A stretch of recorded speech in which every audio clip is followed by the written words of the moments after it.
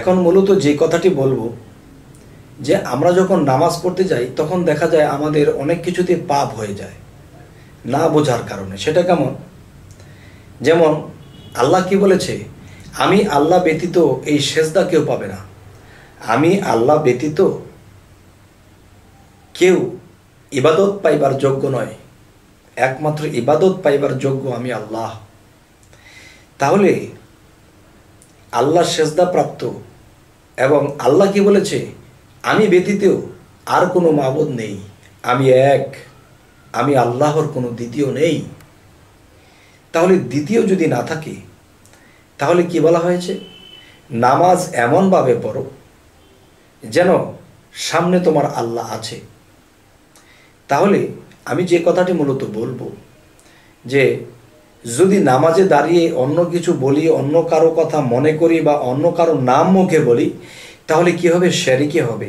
কারণ এক আল্লাহ বলে আমরা আল্লাহু আকবার, আল্লাহর কাছে সিলেন্ডার করেছি, আমার আল্লাহ এক, এক আল্লাহর ইবাদত করতেছি, এক আল্লাহর পাইরবি করতেছি। তখন দেখা যায় যখন আমরা সিলেন্ডার করলাম আল্লাহু আকবার, নিজের হাতে যখন নিচে হ্যান্ডকাপ দিয়ে দিলাম, তখন দাঁড়িয়ে ভাবছি যে আমার মাওলা, আমার আল্লাহ আমার সামনে দাঁড়িয়ে, আমার এক আল্লাহ আমার সামনে দাঁড়িয়ে। তখন কি হলো, তখন বলতেছি আরো একটি কথা বলি। সেই কথাটি হলো যে নামাজে দাঁড়িয়ে আল্লাহ ব্যতীত কাউকে স্মরণ করা যাবে না, নামাজে দাঁড়িয়ে আল্লাহ ব্যতীত অন্য কারো নাম মুখে বলা যাবে না, অন্য কাউকে ভাবাও যাবে না। যদি করি তাহলে শিরকি হবে। অন্য অন্য গুনার মাপ আছে কিন্তু শিরকি গুনার মাপ নাই। হে জগতবাসী, যেমন আমরা পড়তেছি, যেমন কুল হুয়াল্লাহু আহাদ আল্লাহুস সামাদ লাম ইয়ালিদ ওয়ালাম ইউলাদ ওয়ালাম ইয়াকুল লাহু কুফুয়ান আহাদ, অর্থাৎ আল্লাহ এক, আল্লাহ দ্বিতীয় নেই, আল্লাহ স্বয়ং সম্পূর্ণ। এবং বলতেছি আল্লাহ জন্ম নেন না, আল্লাহ জন্ম দেন না। এখানে শুধু আল্লাহর কথা আসতেছে, ঠিক আছে। নামাজের জন্য এই সূরাটি একেবারেই প্রযোজ্য, আর সকল সূরার মধ্যে অনেক সূরাই প্রযোজ্য। কিন্তু যখন আমরা নামাজে দাঁড়িয়ে বলি তাব্বাত ইয়াদা আবি লাহাবি ওয়া তাব্বা মা আগনা আনহু মালহু ওয়া মা কাসাব, কি বলেছি এটা? ধ্বংস হোক আবুল আহাব, ধ্বংস হোক আবুল আহাবের দুই হস্ত, ধ্বংস হোক আবুল আহাবের ধন সম্পদ। এই যে কথাগুলো বলেছি, তাহলে তিনি 1400 বছর 1450 বছর আগে আবুল আহাব ধ্বংস হয়ে গেছে। তাহলে নামাজে দাঁড়িয়ে আমরা কাকে ধ্বংস করতেছি? এই হলো একটা বিষয়। আরেকটা বিষয় হলো যে আরেকটা বিষয় যেটি, সেটি হলো নামাজে দাঁড়ায় আল্লাহ ব্যতীত অন্য কারো নাম মুখে বলা যাবে না, অন্য কারো ভাবনা চিন্তা করা যাবে না। কিন্তু আমি আবু জাহেলকে নিয়ে ভেবেছি সে তো আল্লাহ নয়, সে তো একজন কাফের ছিল। আমরা নামাজে দাঁড়িয়ে আমরা সেই আবু জাহেলের নাম বারবার মুখে নিচ্ছি। কি বলতেছি? তাব্বাত ইয়াদা আবি লাহাবি ওয়া তাব্বা মা আগনা আনহু মালহু ওয়া মা কাসাব। কি বলতেছি? ধ্বংস হোক আবুল আহাব, ধ্বংস হোক আবুল আহাবের দুই হস্ত, ধ্বংস হোক আবুল আহাবের সঞ্চয়কৃত ধন সম্পদ। কেন বাবা? নামাজে দাঁড়াইয়া আল্লাহ ব্যতীত কারো নাম মুখে নেওয়া যাবে না, আল্লাহ ব্যতীত কাউকে ভাবা যাবে না, এগুলো কি বললাম? তাহলে আমি নামাজের মধ্যেই তো শিরকি কামাইলাম। তাহলে আল্লাহ কি বলেছে যে আমার সাথে যদি অন্য কাউকে নামাজে দাঁড়িয়ে আমার সাথে কাউকে শিরক করে, তাহলে অন্য অন্য গুনার মাপ থাকলেও কিন্তু শিরকি গুনার মাপ নেই। কেন? এটা কি করতেছি? তাহলে কি আমরা নামাজে সূরা পাঠ করব না? অবশ্যই করব। যে নামাজের মধ্যে, যে সূরার মধ্যে কাফেরের নাম আছে, এই কাফের নাম যদি আমি নামাজে দাঁড়াইয়া নিতে থাকি, আল্লাহকে ব্যতীত অন্য কাউকে আমি নাম বলতেছি, তাহলে আমি শিরক করতেছি। এই জন্যই বলেছি যে যারা না বুঝিয়া আল্লাহর নামাজ পড়তেছে তাদের সাথে কেন মেরাজ হয় না জানেন? যেমন একটি বালতির মধ্যে আমরা দুধ রাখতেছি, দুধের একটা পাইপ ফিট করেছি, আরও একটি পাইপ ফিট করেছি সেই গাভীর চনা, একটা দিয়ে চনা আসতেছে, একটি দিয়ে দুধ আসতেছে।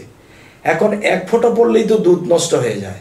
এখানে দুইটা পাইপ ফিট করেছি, এই মুখে এবং একই স্থানে নামাজে দাঁড়িয়ে আমি কাফেরের নাম নিচ্ছি, আবার আল্লাহর নাম নিচ্ছি।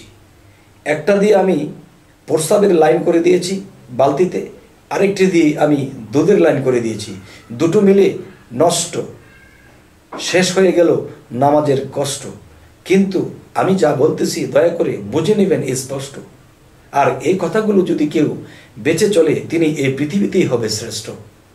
হে জগতবাসী, তো আজকের এই কথাগুলো আপনাদের যদি খারাপ লাগে তবে আমাকে জানাবেন, আমি আরেকটু বুঝিয়ে বলার চেষ্টা করব। যে এই পৃথিবীতে মানুষ নামাজ পড়তেছে, মেরাজ কেন হয় না? যেখানে দাঁড়িয়ে আমি আল্লাহর নাম নেই, সেখানে দাঁড়িয়ে আমি কাফেরের নাম নিচ্ছি কেন? কাফেরের নাম নেব আমি নামাজের বাহিরে, মানুষকে বোঝাবো কাফের, শয়তান, নবীকে কষ্ট দিয়েছে, আল্লাহকে মানেনি, তারা ধর্মগ্রহণ করেনি, তারা কোরআনকে মানেনি, এটা নামাজের বাহিরে আমি বলবো। কিন্তু নামাজে দাঁড়িয়ে আল্লাহ ব্যতীত কারো নাম বলা যাবে না। বিশেষ করে আজকের এই আলোচনায় যা কিছু বোঝানো হলো, সেটি কি বোঝানো হলো? যে অন্ততপক্ষে নামাজে দাঁড়িয়ে আমরা অন্য ছোরাগুলো বেছে পড়ব, কিন্তু এই তাব্বাতিয়াদা আমরা পড়ব না। কিন্তু এই কথাগুলো বলে মানুষকে বোঝাতে পারবো, কিন্তু নামাজে আমি পড়ব না। যদি আপনাদের ভালো লাগে পড়ুন, আমি বাবা এই সূরাটা বাদ দিয়ে পড়ি। হে জগতবাসী, যদি আমার এই কথাগুলো খারাপ লাগে তাহলে আমাকে জানাবেন এবং আমি আরো বুঝিয়ে বলবো, কিন্তু মনে মনে আমার প্রতি ক্ষিপ্ততা হবেন না।